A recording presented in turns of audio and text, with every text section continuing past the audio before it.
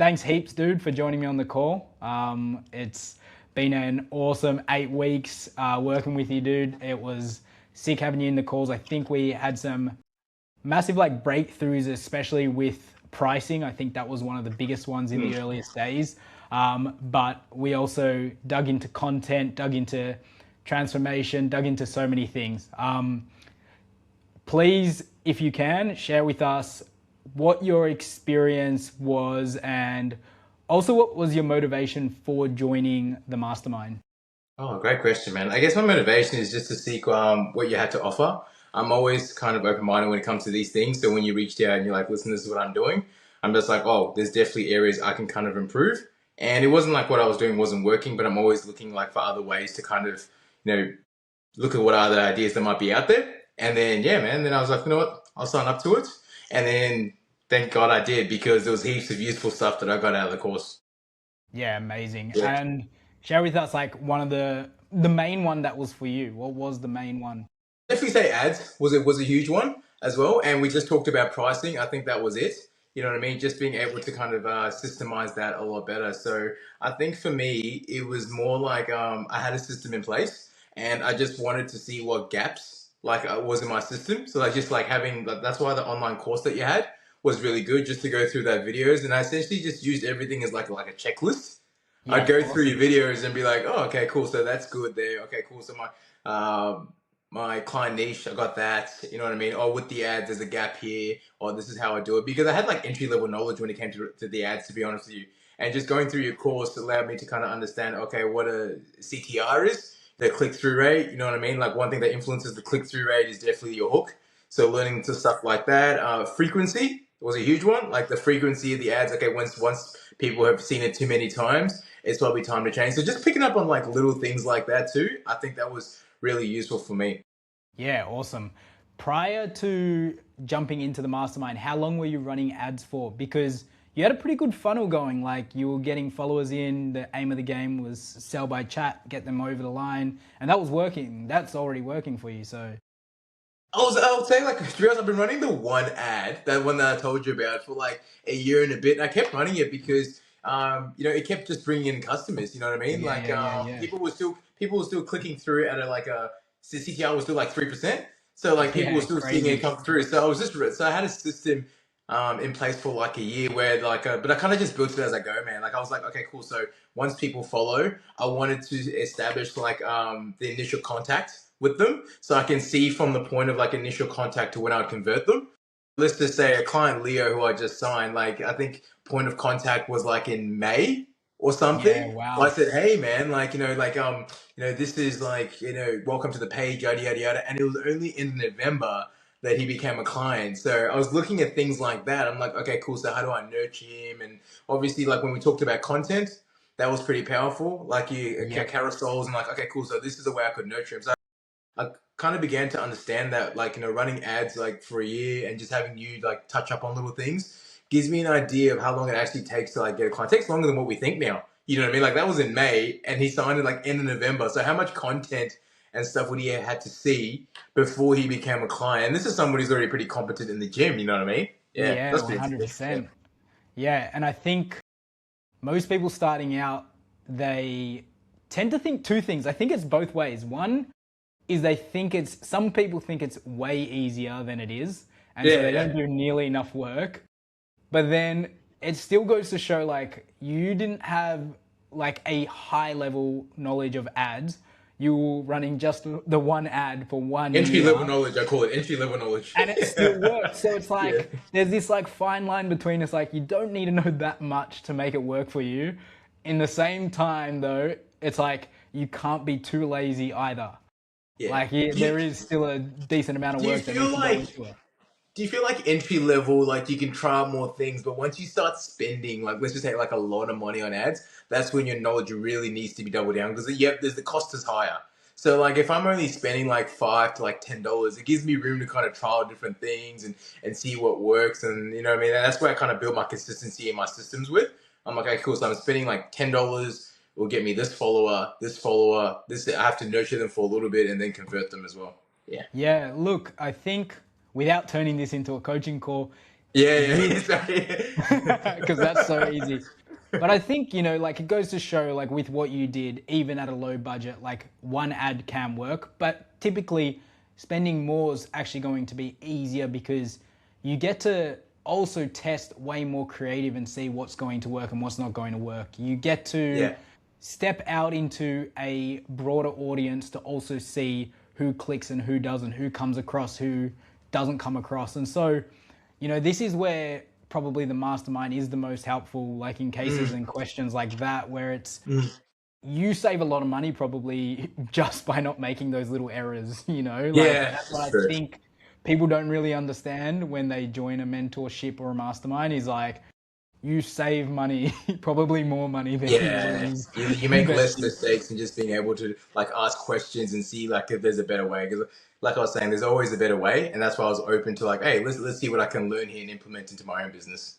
100%. With your business now, you're doing pretty damn well. It's been running for you pretty consistently just online, so that's pretty cool that it's purely the only way you operate your business. I think that's an amazing milestone for any online coach to get to. Where do you want your business to be in a year from now? Great question. So I think we talked about it on the initial call. So the plans for next year is definitely to have like I've already got like an assistant coach in there as well, and I'd definitely like to see myself as like more of like an architect where I do obviously have my clients, but I want to have like better systems in place. Like I've got some similar to you, I've got someone like editing the content, VA and things like that. So just more everything just more systemized and just flowing a lot better where I kind of have essentially more time to like either just build the business, do the content, look after my clients, but also be able to offer it a service where I don't have retention problems because I have other people working within the team. Yeah, awesome, awesome. And obviously, coming out of the mastermind, coming out of the coaching, what skills do you think you developed that you didn't have prior that feels like you would have better chance at being able to pull that off? I just when we talked about the importance of content, that's a huge one. Like even like looking at like how you've done your content. One thing I realized like I just wasn't doing enough, to be honest. You know what I Mm. mean? Like like in terms of the type of content when we looked at it, like when we did your calls and we'd look at like different types of hooks and like like how long somebody's watching a video, like little things like that. I just think just being able to analyze the insights a lot more Yeah, made a huge difference because I wasn't really paying too much attention to them. Whereas now I look at like the reach and the insights and like different ways to, it's especially how powerful the carousels are.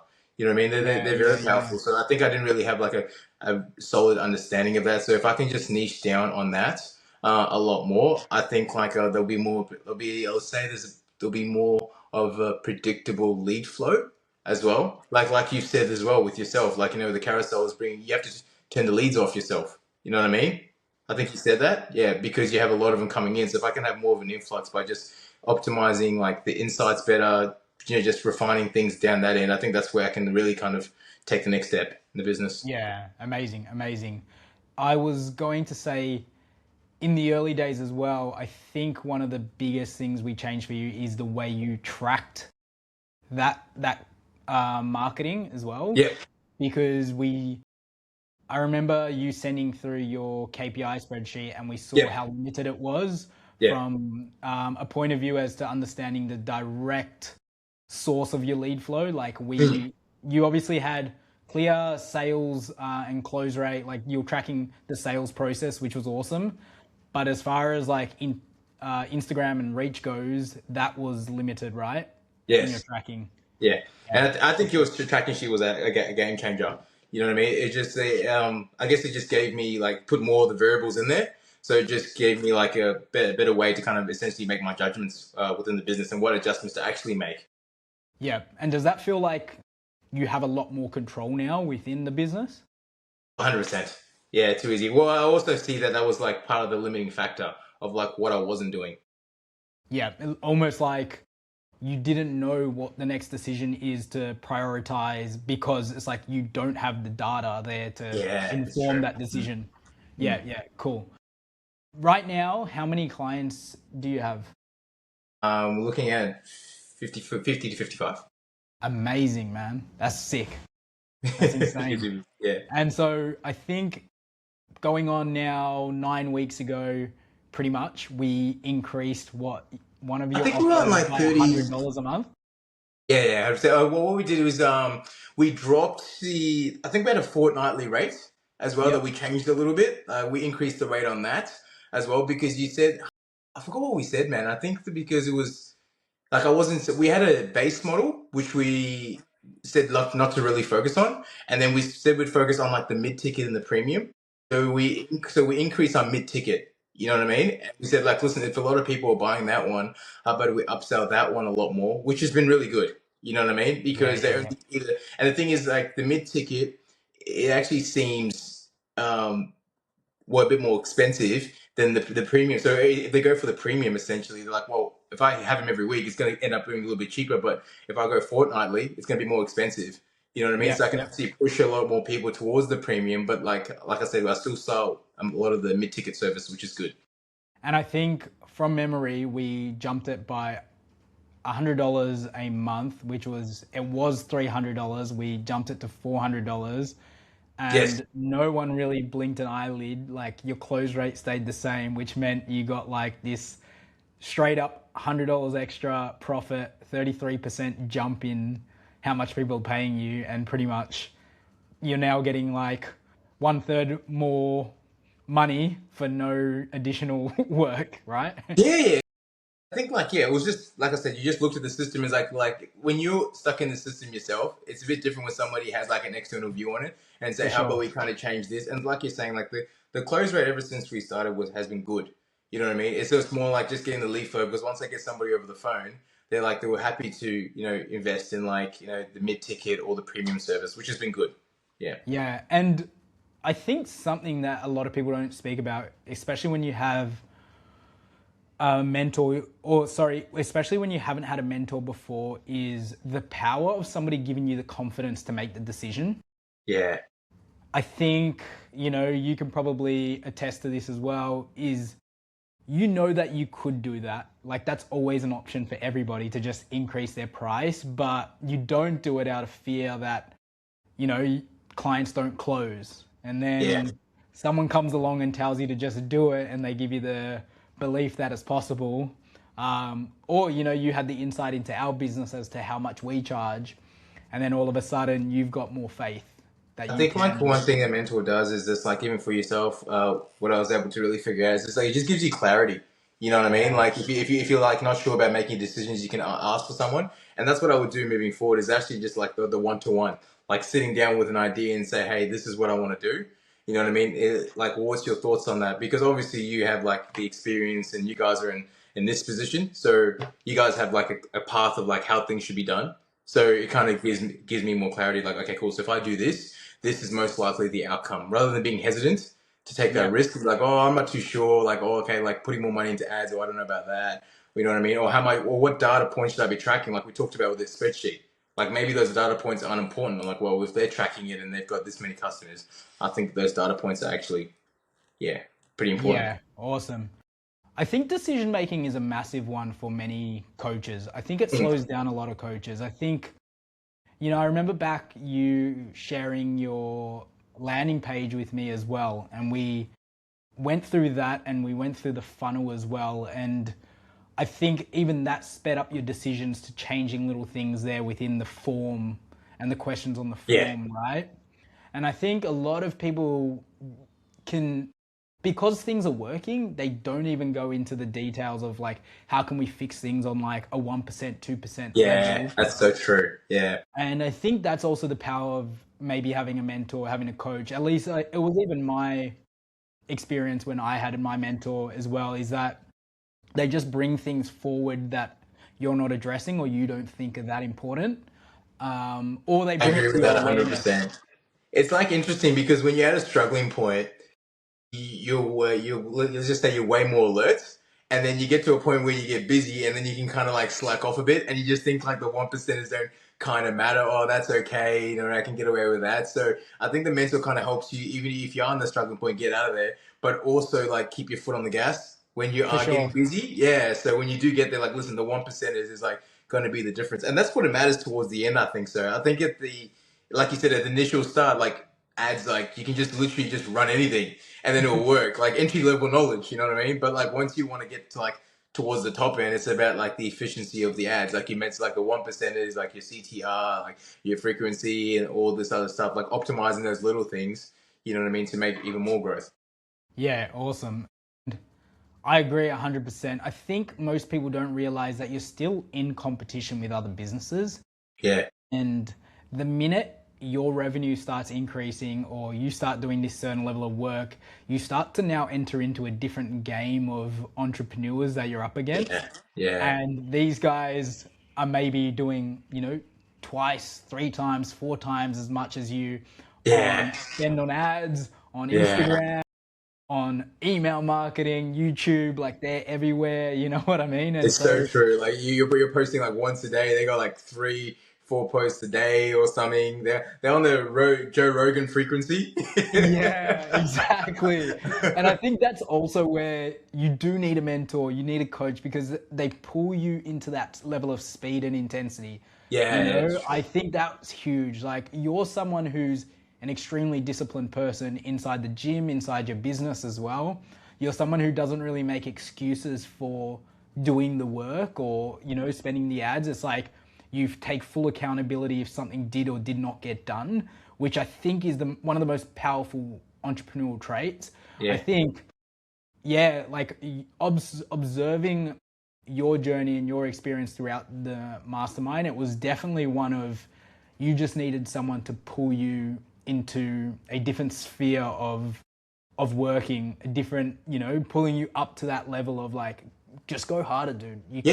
Yeah, I think that's one thing about like seeing you guys do it because it just changes your perspective a little bit. You know what I mean? Yeah, Yeah, just to see like you said, there's people just doing way more because when it's just you kind of working, like I said, you feel like you're doing well until you realize, well, like I'm not doing enough. Like it's really fascinating we go about this because like I had a this is a bit of a tangent, and I was in go the for it. gym with one of my clients, and he was just like, man, like training with you makes me feel like I've never trained in my life. I was like, trust me, that's how I feel when I meet people in work and business. Like you think you're working until you see this person For who's sure, like for who's sure. just like leveling up. Like man, I gotta step out myself. So yeah, and that's where mentors can really come in. Yeah, for sure, man. Nah, I love that. Thanks for sharing that story, dude. Just as a finishing up, please, like, if someone's on the fence thinking about joining a mentorship, thinking about joining my mentorship, which I'd love, what advice would you have for them? What would you say to them? Like, they're an online trainer, sitting between, 3 to 5K per month, let's say. They're doing everything within their business, but they really don't know what the next step is to really take it to that 15K, 20K mark. What would your advice to that person be? Ooh, the first thing I'd say is like if you want a shortcut and to save time, one of the best things you can do is actually hire a mentor as well because like you said, there is a lot of trial and error, but you like if you can just reach out to somebody who's already been where you wanted to go, it just makes the path way more predictable because 2 to 3K per month doesn't have to be like that for like 8 months. It can be like that for Exactly. like 1 month and 2 months, and that's where I find like even not just a mentor, just a coach. It's just a Mm, way of just like getting to the result a lot faster. You know what I mean? And that's part of the reason, like I said, it was good to kind of do your course because you can be doing a lot of work and you can be hardworking, but like it's more, it comes down to the point of like just doing smart work.